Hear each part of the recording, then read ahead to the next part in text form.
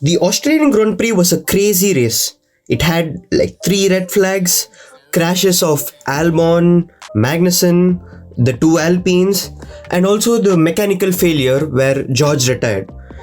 And also there was few standout performances this weekend, which I'm going to talk about in this video. So let's have a look at my top 5 drivers of the Australian Grand Prix of 2023.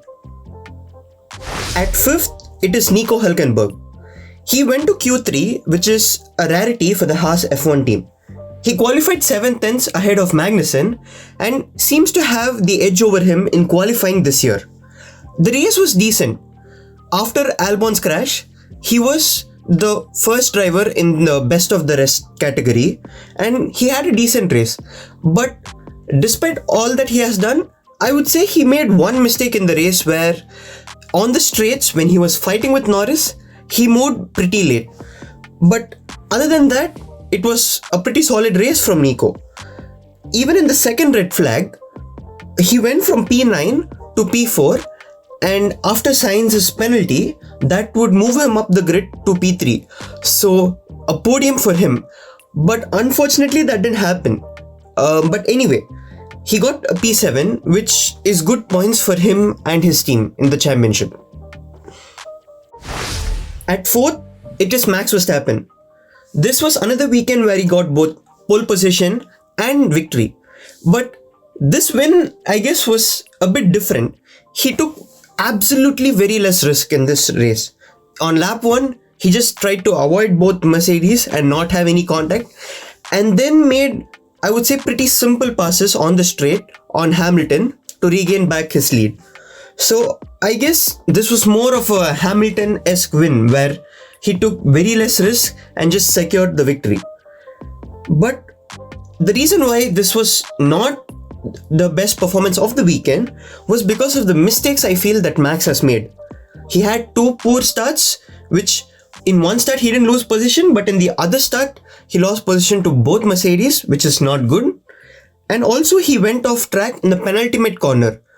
But when that happened, his gap to Hamilton went from 11 seconds to 8 seconds. So that really didn't affect his race. But maybe if the Mercedes were quicker, or if Sergio Perez was in P2 and close behind Verstappen, I guess he would have been in trouble and might have lost his first position. So that's why I wouldn't put this as the best performance of the weekend. But anyway, a victory and he did the best he could do in that car. At 3rd, it is Lando Norris. The McLaren driver did not have a good start to the season, finishing around the very back of the grid in the first 2 races. And even after qualifying, the McLaren didn't show much promise, qualifying only in P13. But the race was really good.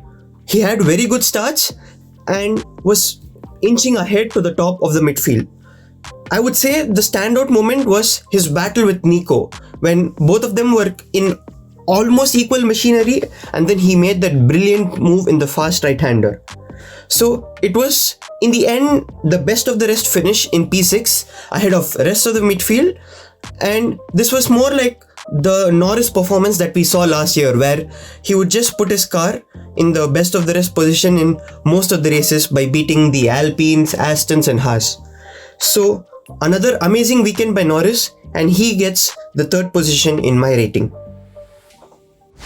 At 2nd place, it is Fernando Alonso. Now, Saturday was not ideal for the Aston Martin team. They were beaten by 2 Mercedes, which they usually had an edge on during this season. And the main reason for that was their inability to build tire temperatures. And on race day, Alonso did the best he could, finishing P3 behind Hamilton. He tried to put a lot of pressure on Hamilton throughout the race, setting quick laps and forcing Lewis to respond. But Lewis did not make any mistake and Fernando had to settle for P3 in the end. The red flag at the end gave him a scare when he was taken out by Sainz, but luckily for him, he did not have to lose position. So yeah, P3 was still another podium for the Aston Martin team and a pretty good result for Fernando Alonso. Now, before I talk about my best driver of the weekend, I would like to give a special mention to Gasly. he had a good qualifying and the race was very strong for him. He was holding up Sainz for a lot of the race, and Sainz in the Ferrari had to make a very risky move to pass Gasly. And even after Sainz passed Gasly was able to stick in the DRS. So the Alpines were actually almost, maybe not quicker, but I would say very close to the Ferraris on pace, which is a positive sign for both Pierre and for the team. But he threw it all during the second red flag restart, where he had a poor turn 1 and then in turn 2 he squeezed Ocon and both of them crashed into a wall. So it was a lot of points lost. He would have finished P4, which would have given him 12 points. So yeah, I guess it was in the end a pretty shit weekend.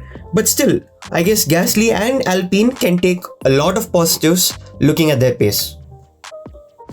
At first, it is Lewis Hamilton. He set the good lap at the wrong time because he got provisional pole position on his first run. But after the second runs, Hamilton was in P3, which matches his best qualifying result of last year, and it is his best qualifying result of this season. But crucially for him, he was ahead of both the Astons and both the Ferraris. In the race, he was under a lot of pressure from Alonso. But he did not make mistakes, and Alonso did not even get DRS for even one time during the Grand Prix. But other than that, there was nothing more to talk about his performance. It was just the maximum that he could do to get P2 and make no mistakes this weekend, and that is why he is my driver of the weekend. And that's about it for my driver's ratings. Thank you for watching this video. Please leave a like and let me know in the comments who were your 5 best drivers of this weekend. Thank you for watching, and I'll see you in the next video.